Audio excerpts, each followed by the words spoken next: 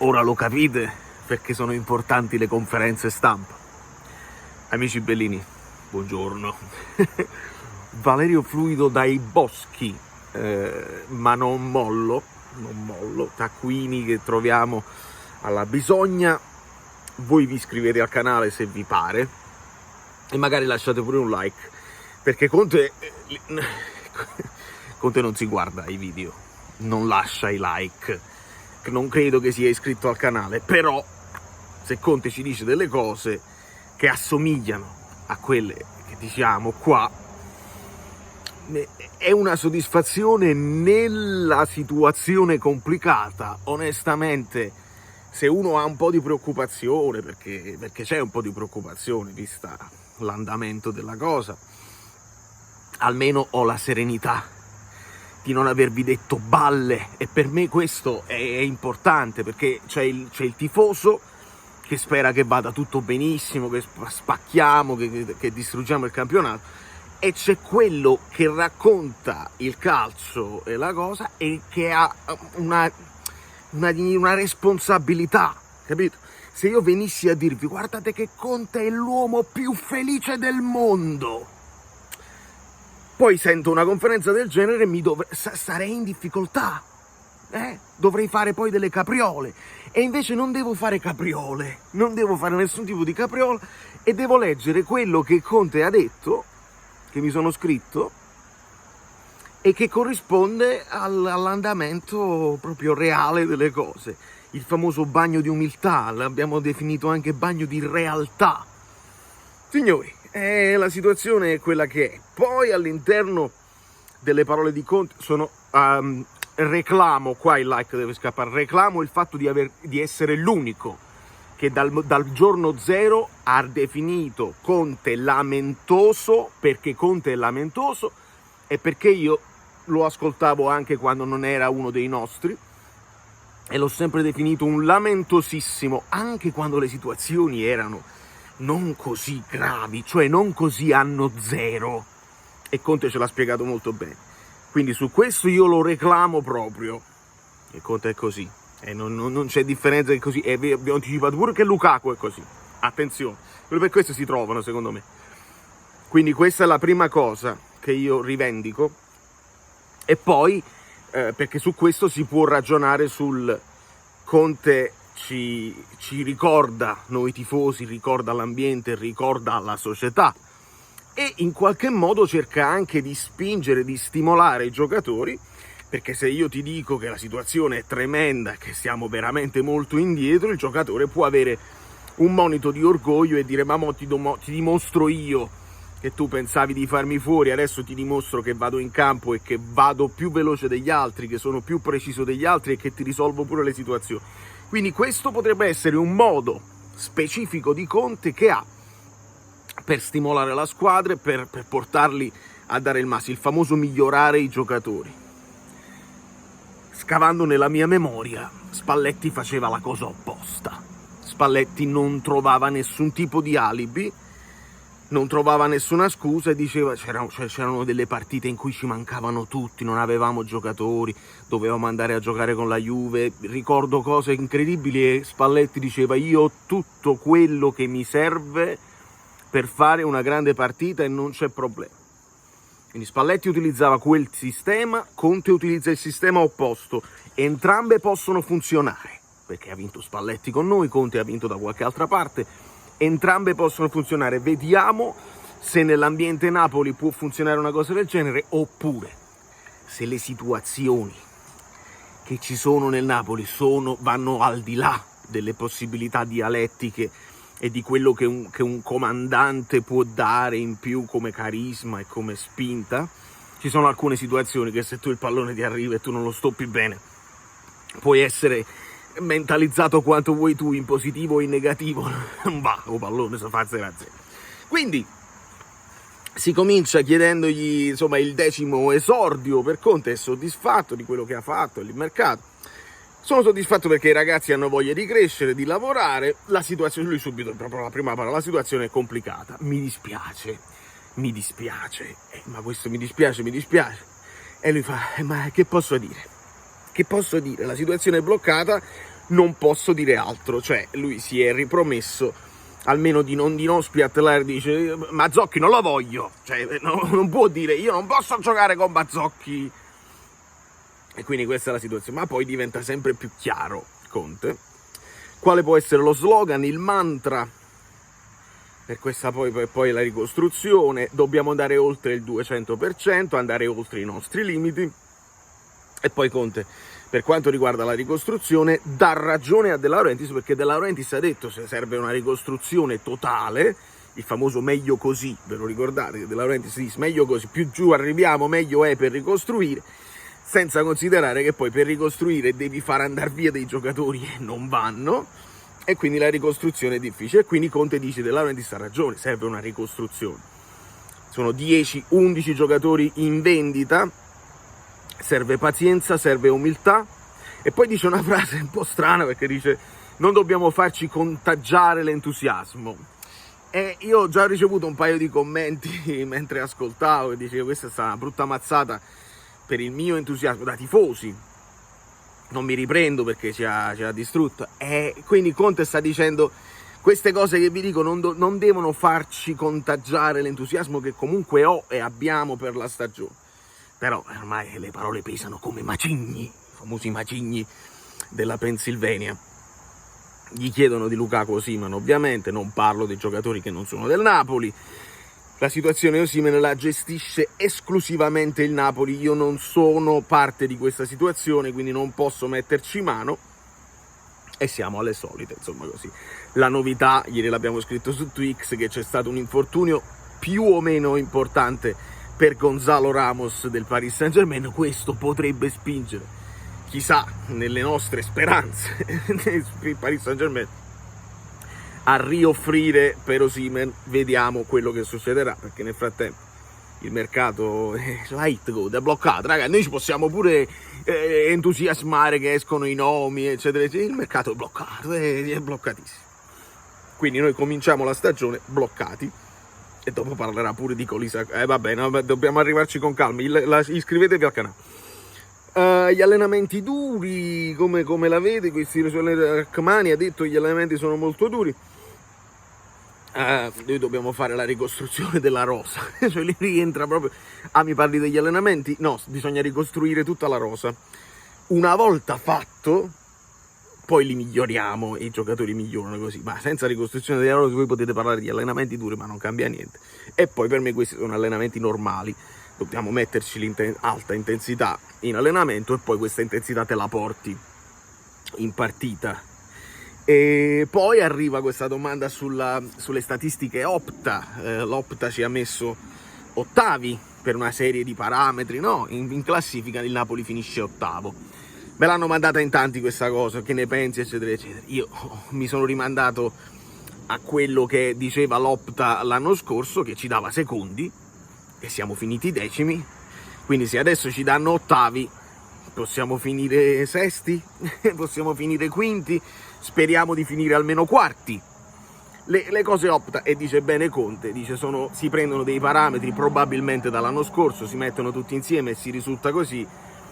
Però ci sono anche dei giocatori che sono andati via, e ce lo ricorda Conte, e quindi non ti so dire quali sono rifiuta qualsiasi tipo di pronostico, giustamente ti fai debiti con la bocca inutili e senza sapere che squadra avrai a fine mercato, e quindi rifiuta qualsiasi tipo di previsione, di obiettivi.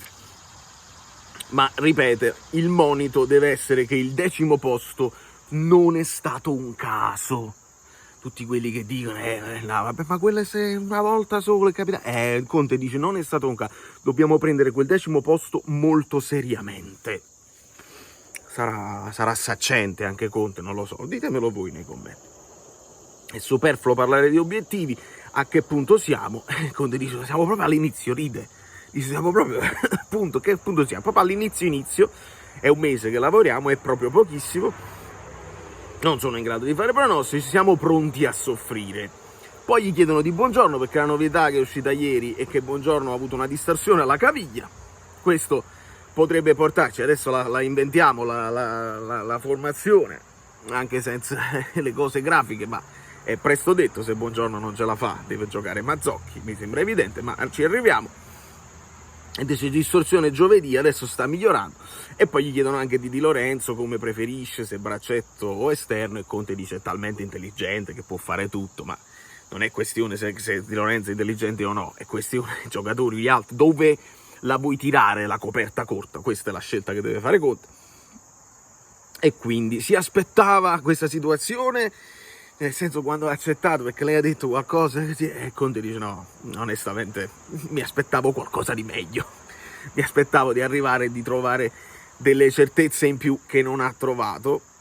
Ci vorranno 6 mesi, ci vorrà, vedi qua dice non si potrà fare tutto questo, ve l'ho detto 5 o 6 video fa, ho detto ragazzi noi dobbiamo abbracciarcela questa croce, è impossibile pensare che il Napoli in una finestra di mercato, quindi quando ci lamentiamo del mercato del Napoli, sì, è naturale lamentarsi, ma è impossibile pensare che il Napoli ne cambia 15 e ne mette 15, è impossibile proprio, quindi noi dobbiamo purtroppo arrangiarci con il Verona e probabilmente arrangiarci anche in questa prima sede, sperando di muoverci per una volta anche a gennaio, sperando di fare qualcosa negli anni e di mettere i presupposti, invece di comprare Mazzocchi, invece di ti sei bloccato un giocatore che poi non si compra nessuno e ti sei fermato sul mercato, hai preso un Ongonghe che si sovrappone a Politano e così, e adesso hai visto, mo ti stai prendendo a nere se ti trovi un'altra situazione, quindi bisogna essere saggi, non è il questione spinne sordo, uno spinne, devi essere saggio,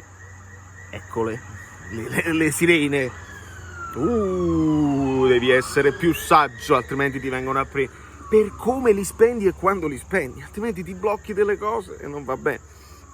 Quindi mi aspettavo molto meglio, non si potrà fare tutto, quindi dobbiamo avere un po' di pazienza, fare di necessità virtù, e poi con gli anni, perché lui dice proprio ci vorranno 6 mesi, ci vorrà un anno, ci vorranno 3 anni, 3 anni, è capace che ci vuole 3 anni. È bello che dica 3 anni, perché magari uno pensa resta tutti i 3 anni, perché qua si deve chiedere a Conte, perché Conte ci ha detto la mia pazienza non è infinita, però tu hai firmato un contratto di 3 anni sapendo più o meno, magari ti aspettavi qualcosa in più, ma sapevi più o meno, allora la programmazione dovrebbe essere questa, chiaramente. Dicevo ragazzi, il primo anno è capace pure che non ci andiamo in Champions, però noi crescere è l'unica cosa che conta, crescere. Il primo anno ci arrangiamo così, però mettiamo le basi con dei giocatori, il secondo anno Champions sicura e il terzo anno attacchiamo per giocarci lo scudetto così. Questa deve essere la programmazione chiara, la comunicazione chiarissima di società e allenatore. Dicevo, ho firmato 3 anni, questo è il progetto che stiamo facendo. Il primo anno aggiustare tutto quello che è rotto, il secondo anno si migliora e il terzo si attacca, si azzanna. Speriamo che Conte la pensi così e che non pensi poi di mollare, eccetera, eccetera, perché sarebbe non ideale, ecco. Troppi allenatori, 4 allenatori in un anno, troppi. Non si può fare tutto. Le altre, ecco perché Conte dice pure le altre, perché molto spesso il giornalismo che cerca di difendere le cose del Napoli, ma perché le altre che hanno comprato, le altre che hanno fatto, Conte ci ricorda, ma le altre non partivano dal 10° posto, le altre avevano una situazione consolidata a livello societario, alcune confermano gli allenatori, altre cambiano l'allenatore ma hanno una base, non devono vendere 500 giocatori, vedi il Milan, aggiungono da una base consolidata e noi no, noi hanno 0. E quindi è evidente, è un po' mettere le mani avanti, non lo nego che Conte sta facendo così, nel senso, io vengo, la società non ha fatto niente, che volete da me? Ve l'ho detto però mesi fa, quindi non siamo sorpresi, registriamo, sottolineiamo. È giusto che i tifosi lo sappiano, vedi, perché così il tifoso non se la prende con lui. Gli chiedono se c'è una similitudine con la Juve, quando andò alla Juve che veniva da un 7° posto, e Conte dice non c'è. Non c'è nessuna similitudine. Noi cerchiamo la similitudine anche quando andò al Chelsea che finì al 10° posto, non gli hanno chiesto del Chelsea, gli hanno chiesto della Juve. Conte ha detto non c'è, anzi, dice, questa frase è brutta, vorrei che ci fosse quello che, la voglia che trovai lì, quello che c'era lì da parte di tutti. Non c'è. Datemi voi la soluzione a questa cosa qua. È un tranello, dobbiamo stare attenti al tranello. di quello che è successo 2 anni fa, butta fumo negli occhi.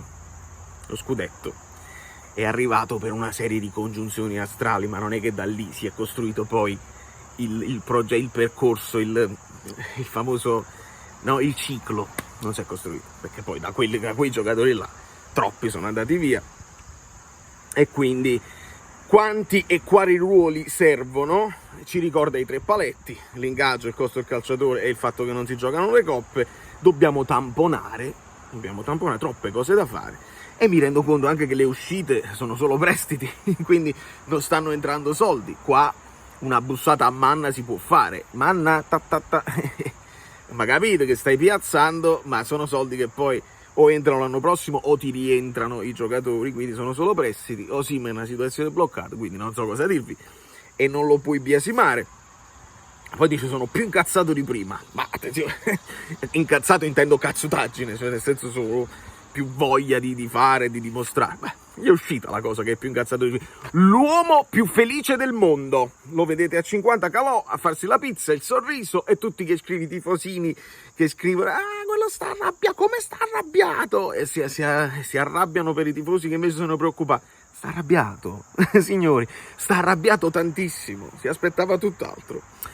E poi la bomba, cala la bomba Conte e dice: se il club va sul mercato io sono qui, altrimenti possiamo fare anche con Iaccarino, con l'Isacco, con i giovani. Ti sta dicendo ovviamente che se il Napoli non va sul mercato io questi c'ho, e con questi e con Iaccarino e con l'Isacco vai a dire a Conte che con questi giocatori deve per forza lottare per lo scudetto. Non si può fare. Quindi si ridimensionano almeno le aspettative dei tifosi, e se si va in Champions è un grande risultato, è un risultato che si deve festeggiare alla grande. Ma ricordiamo sempre che Iaccarino e Colisacco sono considerate delle riserve che non devono essere utilizzate, eccetera eccetera, ma la squadra, anche se non fai le coppe, le deve avere delle riserve. Buongiorno, si è fatto male, capita, e chi è il sostituto? È Juan Jesus. La domanda legittima: e Juan Jesus il sostituto, o devi cominciare a muovere le pedine? Metto Olivera di qua, Rachmani l'ho risposto al centro, Di Lorenzo come braccetto, Rafa Marino lo vogliamo utilizzare, non è ancora pronto, allora Spinazzola sulla fascia, però c'è Zerbin, ma Zerbin è squalificato, allora sull'altra fascia c'è solo Mazzocchi, e ditemi un po' se questo è il Conte più felice del mondo.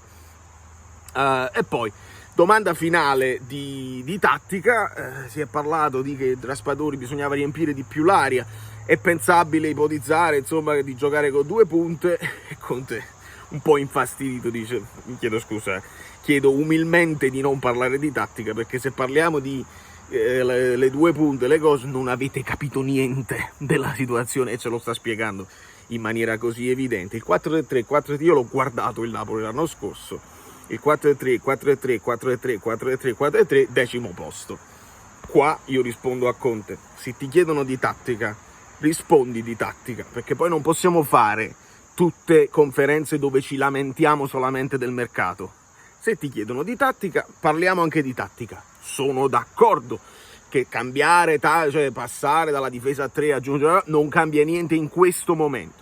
Ma parliamone anche di tattica, parliamo anche di calcio, che secondo me aiuta tutto l'ambiente a crescere, e il fatto che siamo arrivati 10º non era colpa del 4-3-3, che il 4-3 si può arrivare 10º, si può arrivare primi e si può retrocedere, è colpa di tutta la situazione, è colpa che il presidente diceva: l'allenatore viene, devi fare il 4-3, quella è la colpa, non è il problema del 4-3. E poi dice Conte: se vogliamo riunirci e parlare di calcio a me fa piacere, eccetera eccetera, come ho fatto anche con la nazionale.